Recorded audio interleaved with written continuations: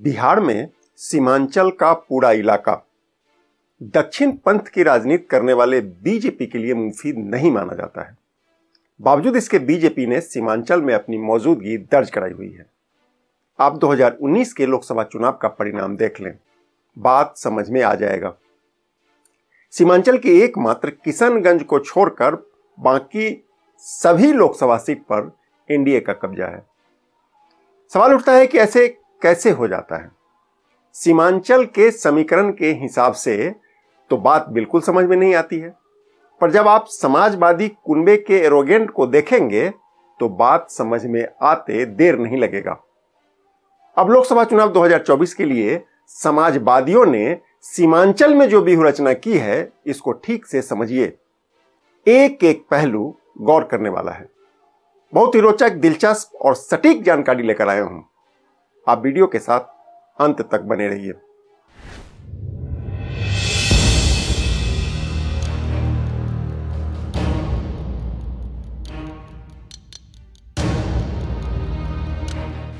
नमस्कार, आप देख रहे हैं केकेएन लाइव और मैं हूं कौशलेंद्र झा।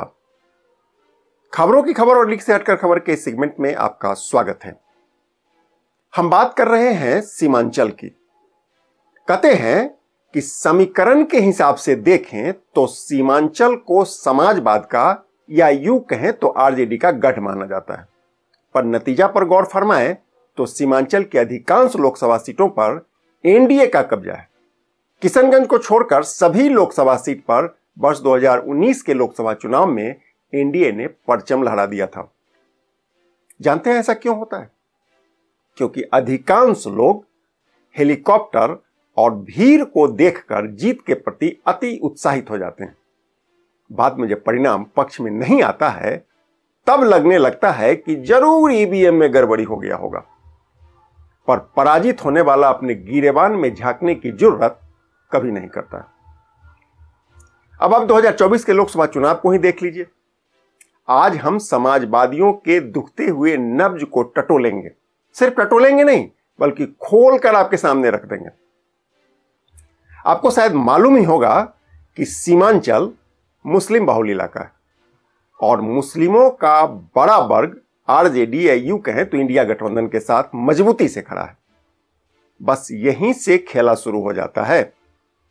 दरअसल प्रचार के शोर में सीमांचल के कुछ कद्दावर मुस्लिम नेताओं की नाराजगी दबाने की कोशिश हो रही है। उनकी सुबकियों को समय पर सहलाया नहीं गया तो ईवीएम का रोना रोने के लिए तैयार रहना होगा। इस कड़ी में सबसे बड़ा नाम है राज्यसभा के पूर्व सांसद मोहम्मद अहमद अशफाक करीम। वो सीमांचल में आरजेडी का बड़ा चेहरा रहे। फिलहाल उन्होंने आरजेडी के प्राथमिक सदस्यता से त्यागपत्र दे दिया है। उन्होंने पार्टी के राष्ट्रीय अध्यक्ष लालू प्रसाद को एक मार्मिक पत्र भी लिखा था। इस पत्र में उन्होंने आरजेडी पर अल्पसंख्यकों को सम्मानजनक हिस्सेदारी नहीं देने का आरोप लगाते हुए बहुत सारे आरोप लगाए थे। जानकारी के मुताबिक वो कटिहार लोकसभा से आरजेडी के टिकट से चुनाव लड़ना चाहते थे, पर आरजेडी इसके लिए तैयार नहीं हुई। आपको क्या लगता है, इसका सीमांचल की राजनीति पर कोई असर नहीं होगा?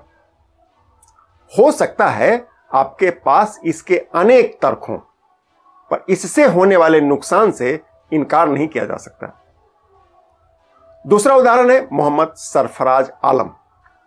आप जानते ही होंगे कि सरफराज आलम पूर्व सांसद मोहम्मद तस्लीमुद्दीन के बड़े पुत्र हैं। कहते हैं कि इन दिनों सरफराज आलम भी आरजेडी से नाराज हैं। इसका कारण है अररिया लोकसभा सीट। दरअसल आरजेडी ने अररिया से सरफराज के बदले उन्हीं के छोटे भाई शहनवाज को टिकट दे दिया है। कहते हैं कि टिकट कटने से सरफराज आलम काफी खपा हैं। मंच से उनके रोने की तस्वीर तो शायद आपने भी देखी होगी।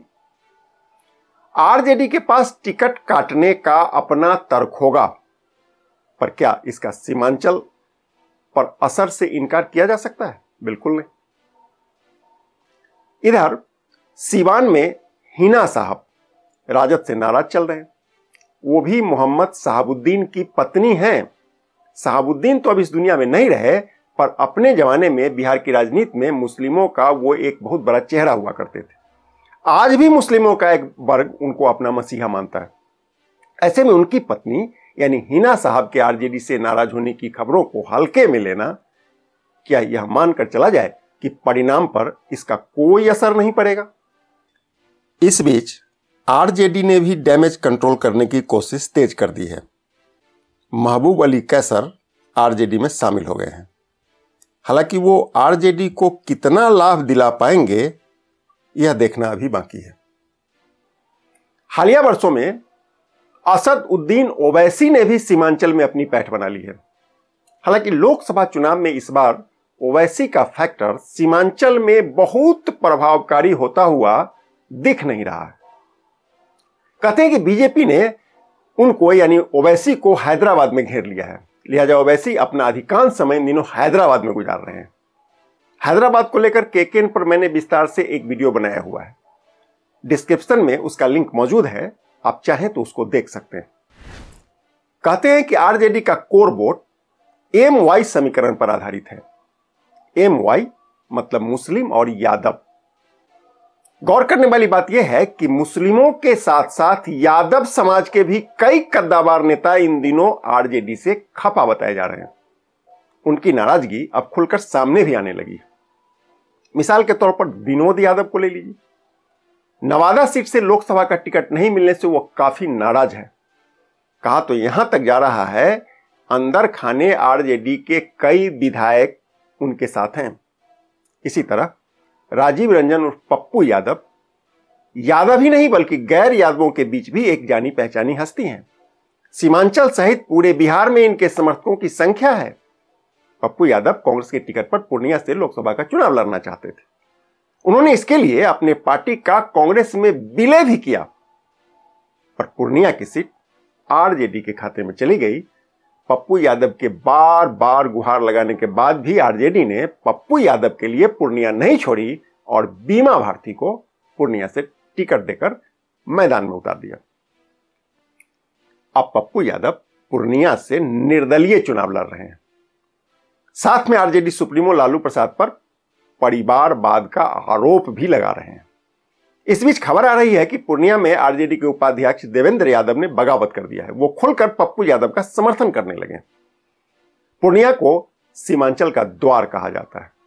कहते हैं कि पूर्णिया में जो होगा उसका असर सीमांचल के अन्य लोकसभा सीट यानी अररिया, मधेपुरा, सुपौल, किशनगंज और कटिहार पर पड़ना तय माना जाता है।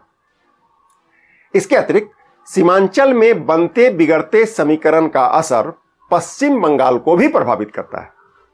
मतलब पूर्णिया की छोटी छोटी घटनाओं को भी नजरअंदाज करना आगे चलकर महंगा साबित हो सकता है।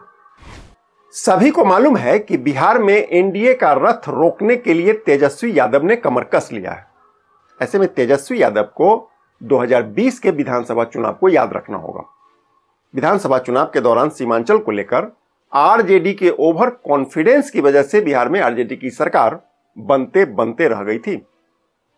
यही कारण है कि तेजस्वी यादव ने इस लोकसभा चुनाव में सीमांचल की सभी छोटी बड़ी ताकतों को अपने साथ मिलाने की कोशिश शुरू कर दी है।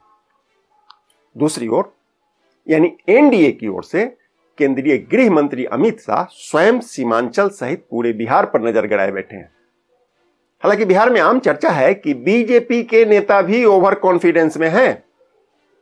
इधर बिहार के मुख्यमंत्री नीतीश कुमार के एनडीए में शामिल होने के बाद सीमांचल पर इसका कितना असर पड़ेगा यह देखना भी दिलचस्प होगा। बिहार की राजनीति में मुख्यमंत्री नीतीश कुमार के बार बार पाला बदलने से लोगों में नाराजगी है। सीमांचल इससे अछूता नहीं है। अब इसका कितना लाभ आरजेडी को मिलेगा और बीजेपी कितना बचा पाएगी यह देखना भी बड़ा दिलचस्प होगा और आपके साथ साथ हमको भी इसका इंतजार रहेगा। इस संबंध में यदि आपके कोई विचार हो तो कमेंट करके मुझे भी बताइए। फिलहाल के लिए बस इतना ही। नमस्कार।